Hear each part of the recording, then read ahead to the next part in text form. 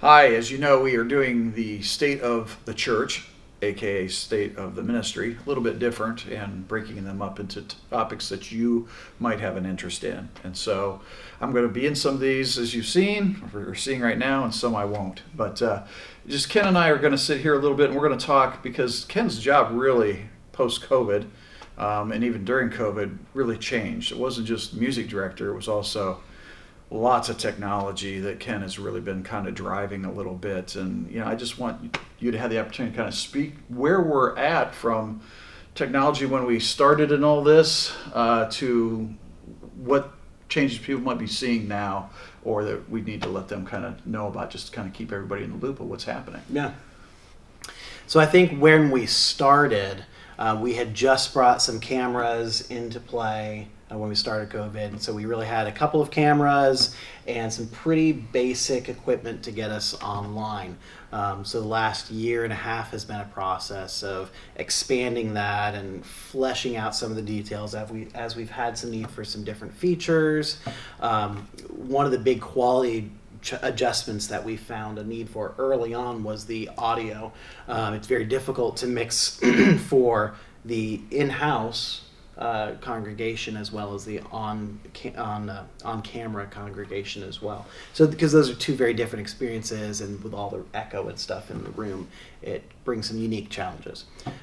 So over the last year and a half, we've added another soundboard, another sound engineer on Sunday mornings. So we have somebody who their focus is what we call front of house. It's all the stuff inside the sanctuary. And then we have another person who manages this stream online for the audio. And so as we've gone through that road, we then had some additional features, like needing to have one person in one location and then another person in another location, so that they're not fighting to listen with their headphones on, as well as managing what's going over computer speakers. So as we've learned, we've had to grow in our capabilities to meet the needs of the online community as well. Yeah, which really isn't going away, is it? We don't expect it to. No. It's not been part of our conversations and staff. We've read a lot of different things that's Right. happening in the church around the United States, and in all denominations, everybody's saying the same thing. Mm-hmm. Online is not going away.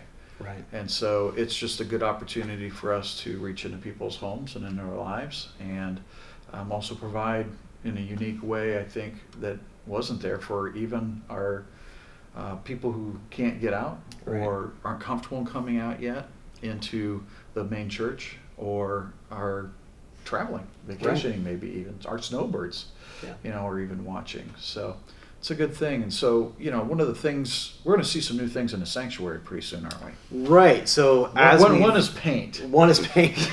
Not quite technology driven yet. That's coming up in December. Right. We're going to walk in, and the rose-colored kind of pink walls will be gone, and it's going to kind of match the Welcome Narthex area. But then there's going to be a couple other big changes that people will kind of walk in one Sunday and go, whoa, what was that?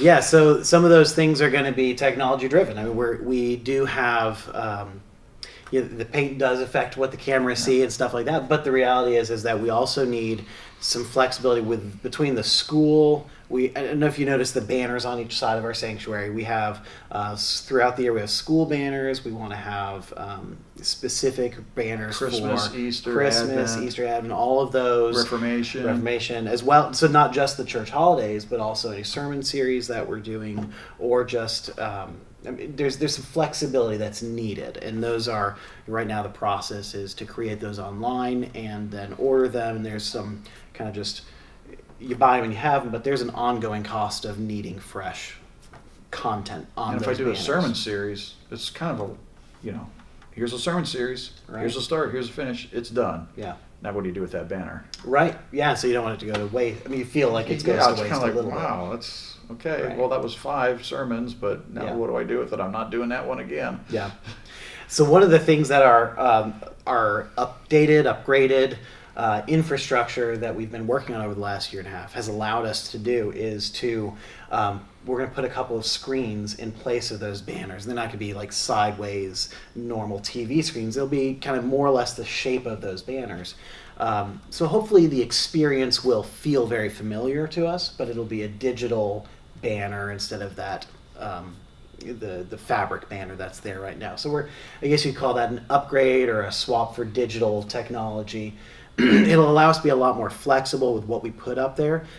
Just hopefully just continue to improve the experience of people in the physical space, but also being able to just kind of make everything look like what we're trying to drive people's attention to, minimizing distractions, driving people's attention to the gospel as presented through the metaphor, whether it's the school metaphor of Rise Up or whatever it is next year, or if there's a specific season like Advent or Reformation. Both of those are coming up. So this, Well, like Advent for the Right. kids, that's Oh, three yeah, that's a different great point. services by 3 different age groups in the school. with three with different themes. That's So we can right. change this banner, because it's actually an electronic banner, essentially. It's Mhm. long and rectangular. Like you said, it fits the same space.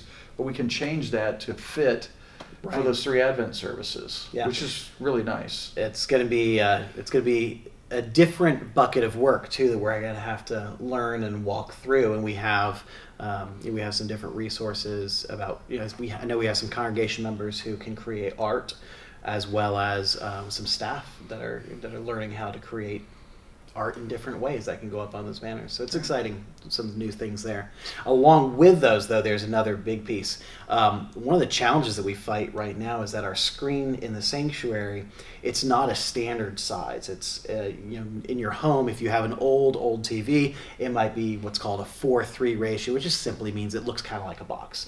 And then you have what most people have for a computer monitor, which is called a 16:9 or 16:10. It's just a different ratio. Well, this screen that we have in the sanctuary is not standard. So any imagery we put up there, it takes a number of extra steps, and every time you add more steps to a process, it becomes more intensive and takes up more attention and stuff like that. So within the same project, we're looking at replacing that screen that's up there that's not standard with a standard size screen that can hold the videos and stuff like that. So as Miss Howell and as Miss Corbin in the office are taking their work and preparing for Sundays and funerals and everything that comes along in the life of the church, the process can be more straightforward, and we can make better use of our time and the resources that we've been given. All right, good. So that'll be a big change It'll when be a they big see change. that up there. Hopefully it'll be And better that in every technology way. is all original to the church, from the screen to the Right. projector behind it, which is actually very old. very Yeah. old now. Yeah. So We're coming up on yeah. time to replace the bulb Yeah. if we don't do this. That's for sure. Along with that, Mhm. all this technology, and I don't know, there might be some other technology things that you want to touch on, but the music side of your ministry, what's going on there? What do you need and what's happening? So I think there's a what do you need answer to that question. As we head into Advent season, we end up with more focus in the 8:30 service on choir and handbells, and we've just started those seasons again, Life of the Church, and I know Crystal's had some blurbs put in the bulletin and stuff like that, so people are probably seeing those come up. But we also fight the normal family life schedule going into the fall, where kids have a lot going on and families have a lot going on. So if it's in somebody's mind to jump in, we don't have to do a year-long commitment or a year after year commitment. We have some opportunities just as we get into the Advent season, coming into the Advent season, so ahead of time, because there's prep work to be done to get involved in, especially the 8:30 service ensembles. It's a new season, so we're ready to bring more people in. In the 1047 service, we've been working on just improving our quality. So there's some teamwork aspects of it. There's some ongoing education aspects of it. There's some adjustments that we as a staff have kind of challenged that service and the people in that service to grow into.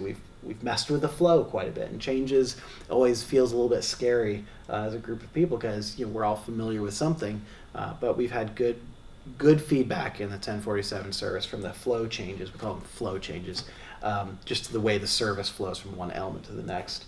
It's been good changes. Still keeping our Lutheran identity. Still keeping our Lutheran identity. Still want to keep the creedal liturgical church. We're a pieces in confessional there, yeah. church. We're a sacramental church. A prayerful church. A prayerful church. Yeah. Yeah, all those pieces. Yeah.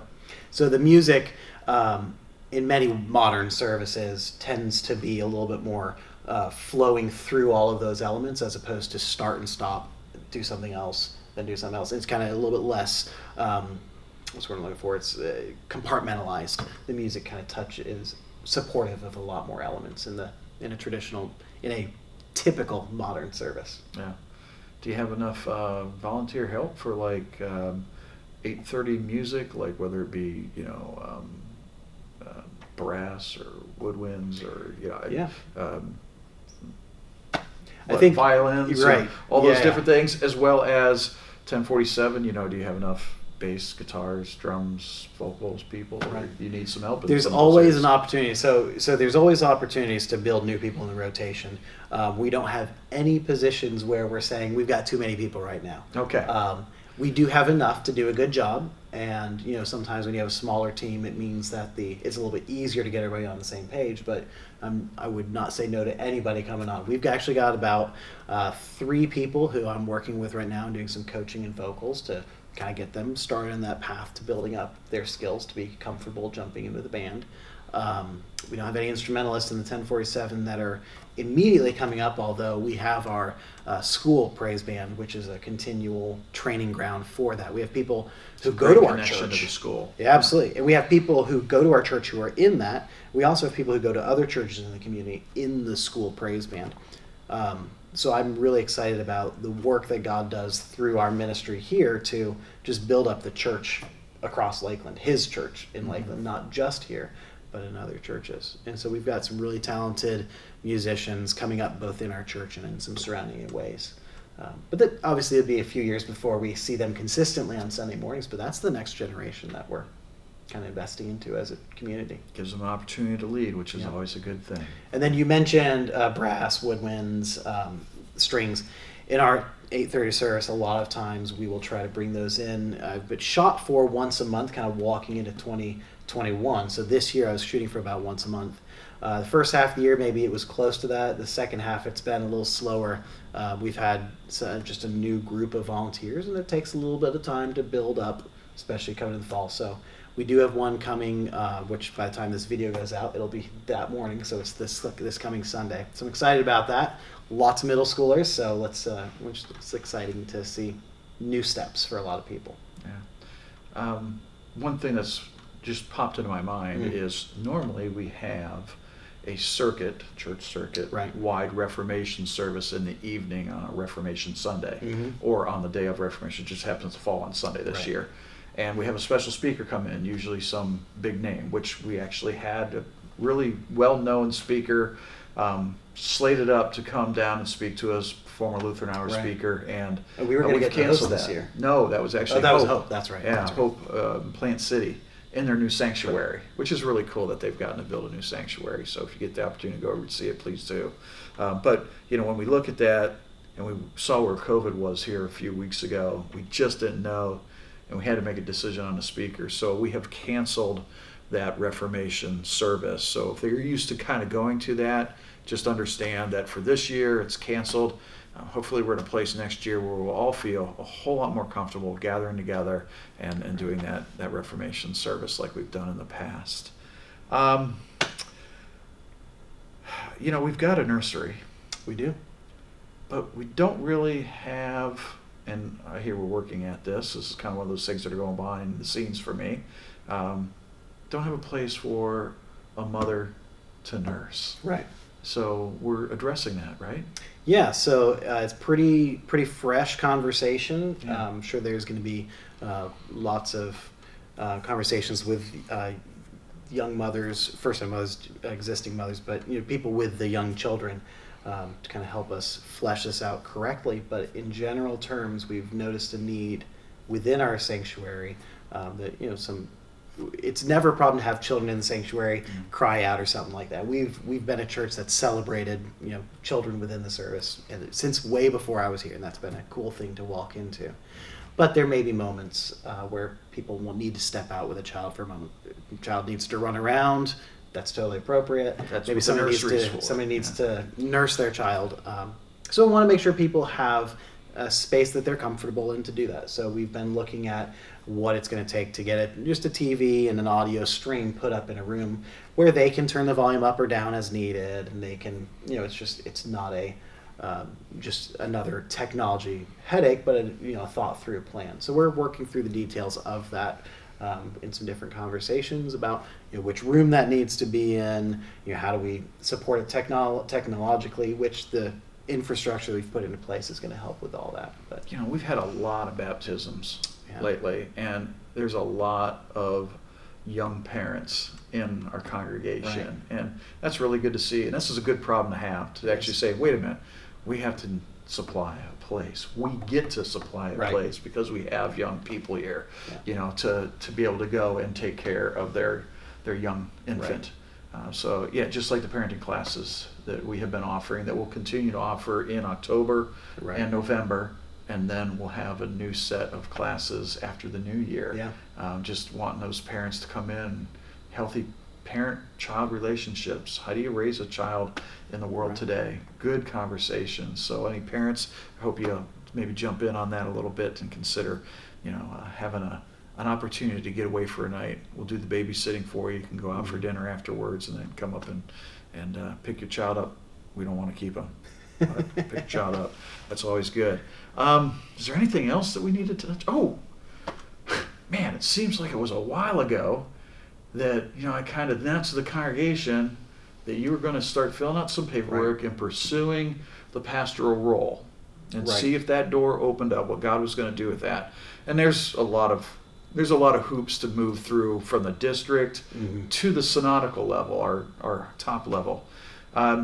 Briefly, where are we at on that? Do you kind of just hanging out, I think, aren't we? So there everything everybody has, right? That's right. There were a couple steps along the process that we've gone through so far. There was a interview with a district level committee that I met with. Katie and I met with, and just spoke with them at some length about just the process, and they had some questions for Katie and I.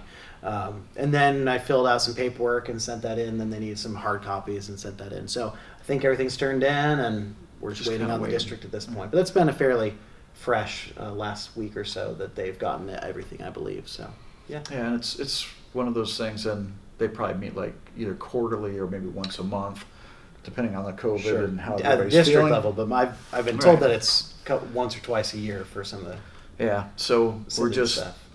Sitting on the calendar and counting down the days. So all right, we'll see what God does with that. And so keep them in your prayers as we continue to, find ways to allow God to continue His work that is happening here. Just not in technology, just not in music, but also pastoral ministry, and how that, if He goes that route, if God opens that door, what does that mean for a music ministry? And God has a plan on all that, and He's going to work through all this. So, we're walking and trusting in Him, and it's just amazing to see the doors that God continues to open. Is there anything else, Ken? I think we're good. All right. Well, thanks for joining us, and we'll see you around, but also we'll see you for our State of the Mission in next quarter. So it'll be about December, January, we'll be filming another one.